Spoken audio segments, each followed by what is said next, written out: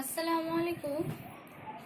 আজ তোমাদের class 9-এর life সায়েন্সের অনলাইন ক্লাসে আমি তোমাদের ক্ষুদ্রান্ত ও বৃহদন্ত্র অর্থাৎ পৌষ্টিক নালীর পাকস্থলী পর্যন্ত পরীক্ষার আগে পাকস্থলী পর্যন্ত পড়িয়েছিলাম।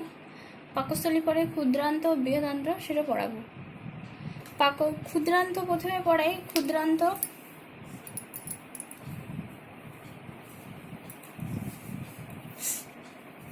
ক্ষুদ্রান্ত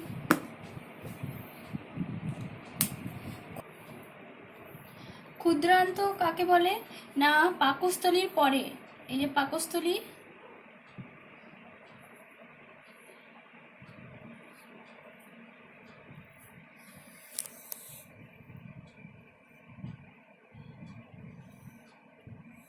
এই পাকস্থলীর পরে যে পেঁচানো নাড়ির মতো অংশ দেখতে পাচ্ছি না আমরা, এই পেঁচানো নাড়ির মতো অংশ, এই পেঁচানো কুণ্ডলীকৃত দীর্ঘ কুণ্ডলীকৃত নাড়ির মতো অংশকে বলা হয় কি? ক্ষুদ্রান্ত।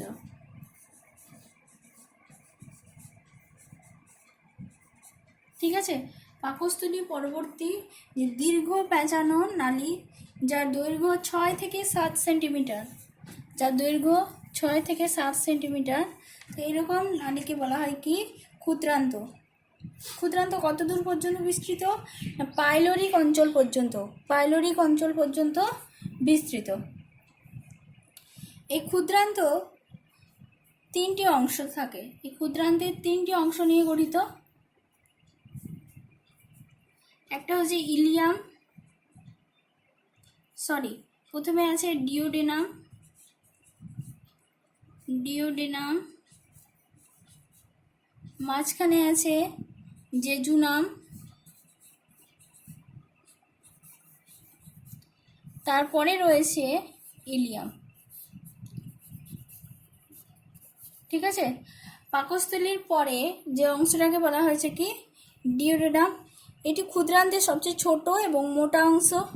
ঠিক আছে, ডিওডেনাম কি হয় না, অ্যাম্পুলা থেকে যকৃৎ নিঃসৃত পিত্ত সেটা কি হয় না, অগ্নাশয় রসে জমা হয় এবং এইখানে কি হয় না, ডিওডেনাম কি করে না, শোষণ করে। তারপরে আছে কি? জেজুনাম। জেজুনাম কোনটা না, যে মাঝের যে অংশটাকে আমরা কি বলছি? জেজুনাম। জেজুনাম ক্ষুদ্রান্তের মাঝের অংশ। এটা কি একটু প্রাচীরটা পুরু এবং রক্তজলপূর্ণ এবং অনেকখানি কুণ্ডলাকৃত। তারপরে আছে ইলিয়াম। ইলিয়াম হচ্ছে ক্ষুদ্রান্তের শেষ অংশটাকে আমরা কি বলছি? ইলিয়াম। এটি কি হয়, একটু পেঁচানো হয়। জেজুনাম ও ইলিয়াম উভয় স্থানে কি হয় না, মেসেন্ট্রি, হ্যাঁ, এই যে শ্লেষ্মা মিশ্রিত মেসেন্ট্রি পর্দা থাকে, লালা লালা টাইপের মেসেন্ট্রি পর্দা থাকে। আর কি থাকে? এদের অন্তর্গাত্রে খাদ্য শোষণের জন্য বিভিন্ন ধরনের কার্বোহাইড্রেট, প্রোটিন, ফ্যাট খাদ্য শোষণের জন্য ভিল্লি থাকে। এই যে আঙুলের মতো প্রবর্ধকগুলোকে কি বলা হয়?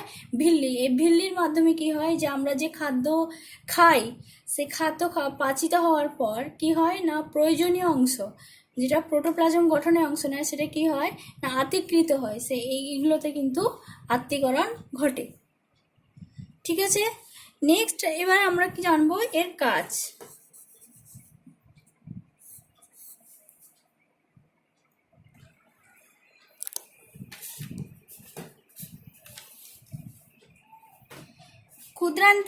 ক্ষুদ্রান্তের একমাত্র কাজ কি না, ক্ষুদ্রান্তের কাজ হচ্ছে পাকস্থলী থেকে যে পাকমণ্ডটা থাকে সেই পাকমণ্ড কি হয়, ক্ষুদ্রান্ত গ্রহণ করে নেয়। পাকস্থলীতে যে পাকমণ্ড সেটা কি করে না, পাকমণ্ড গ্রহণ করে, ক্ষুদ্রান্ত পাকমণ্ডটা গ্রহণ করে।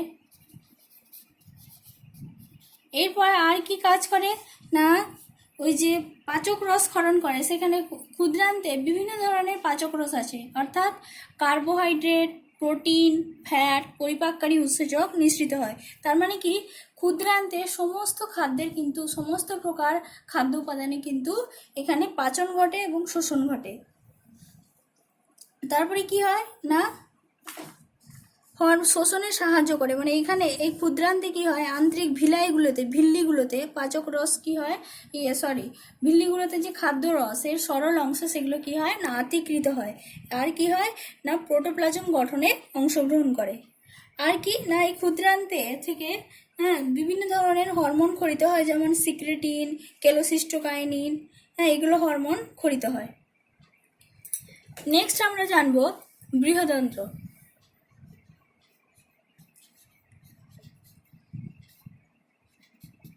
ঠিক আছে, বৃহদন্ত্র কেমন? বৃহদন্ত্র কেমন না, ক্ষুদ্রান্তে পরে, সেই পেঁচানো পেঁচানো অংশের পরে যে দীর্ঘ মোটা, হ্যাঁ পুরু পোস্টিনালীর ক্ষুদ্রান্তের পরের যে অংশটাকে বলা হচ্ছে কি বৃহদন্ত্র। বৃহদন্ত্র কি না, ইলিয়ামের শেষ থেকে, যেখানে ইলিয়ামটা শেষ হয়েছে, ইলিয়ামের শেষ থেকে পায়ু পর্যন্ত বিস্তৃত অংশকে আমরা কি বলছি, পায়নালী পর্যন্ত বিস্তৃত অংশকে বলা হচ্ছে কি বৃহদন্ত্র। এই বৃহদন্ত্রের ক্ষুদ্রান্তের মতো তিনটি অংশ থাকে। কি কি তিনটি অংশ? সিকাম,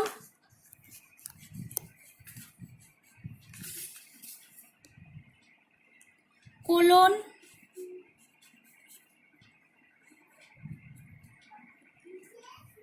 মলাশয়, ঠিক আছে, ও কি থাকে, পায়ু নালী।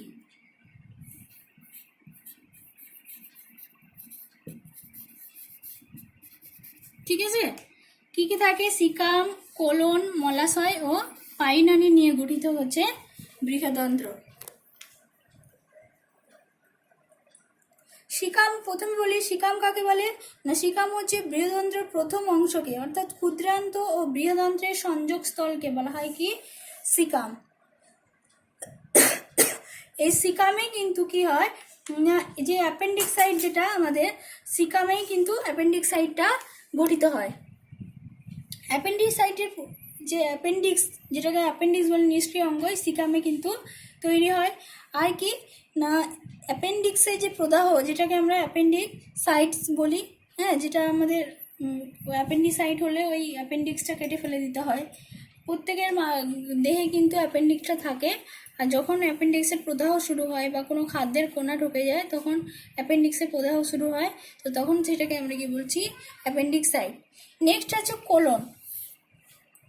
কোলন কাকে বলে না, বৃহদন্ত্রের যে দীর্ঘতম অংশ থাকে তাকে আমরা কি বলছি, কোলন। এরকম মোটা যে দীর্ঘতম অংশ এইভাবে এরকম করে রয়েছে, ঠিক আছে,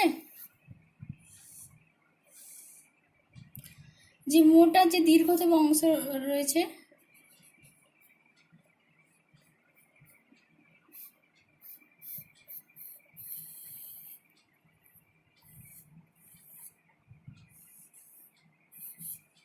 এই যে মোটা দীর্ঘতম অংশ রয়েছে তাকে আমরা কি বলছি, কোলন।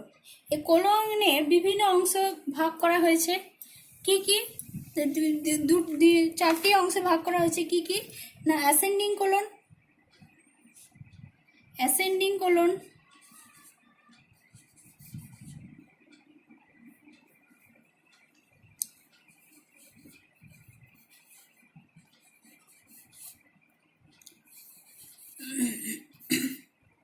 অ্যাসেন্ডিং কোলন, আর কি ডিসেন্ডিং কোলন,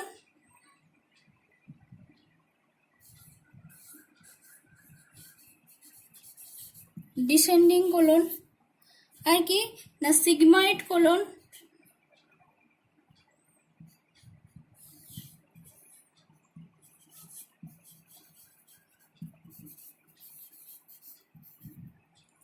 আর ট্রান্সভার্স কোলন।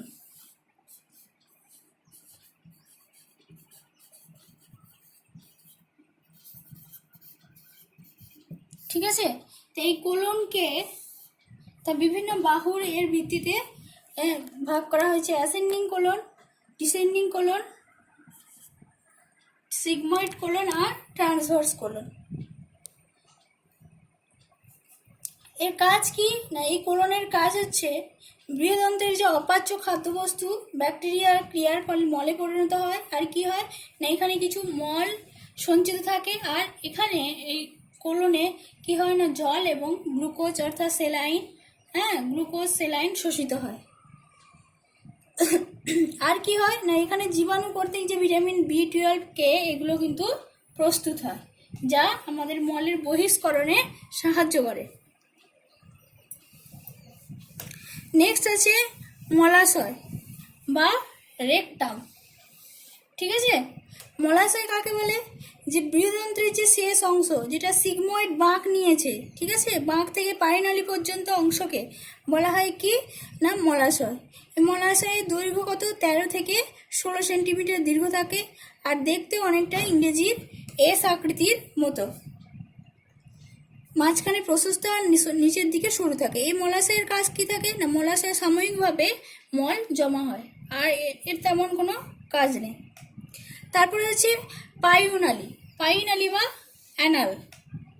পায়ুনালী মলাশয়ের যে শেষ অংশটাকে বলা হয় কি পায়ুনালী। এই পায়ুনালীর শেষ প্রান্তে থাকে পায়ুছিদ্র।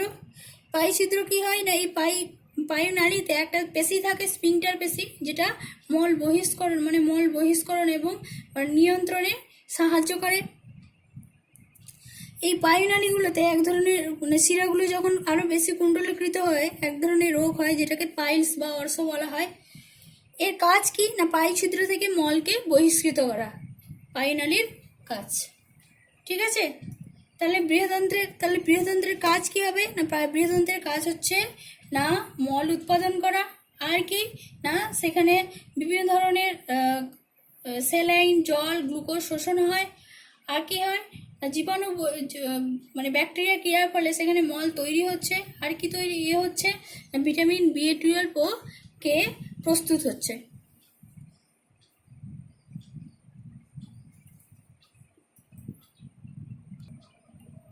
ঠিক আছে, আজ এই দুটো পড়ালাম, তোমরা আজকে এই দুটো পড়ো ভালো করে। কাজ এবং এর কোয়েশ্চেন হবে পরিপাকে ক্ষুদ্রান্ত এবং বৃহদন্ত্রের ভূমিকা, অর্থাৎ ক্ষুদ্রান্তের বৃহদন্ত্রের সম্পর্কে একটু একটু লিখবে এবং তার ভূমিকা অর্থাৎ তার কাজ সম্পর্কে লিখবে। ঠিক আছে, আর কারো যদি অসুবিধা হয় অবশ্যই জিজ্ঞাসা করবে। এই দুটো পড়া থাকলো, আগের পড়াগুলোও পড়বে, আর এই পৌষ্টিকতন্ত্রের ছবি আঁকা প্র্যাকটিস করবে। ঠিক আছে, পরের দিন আমরা পৌষ্টিক গ্রন্থি পড়াবো।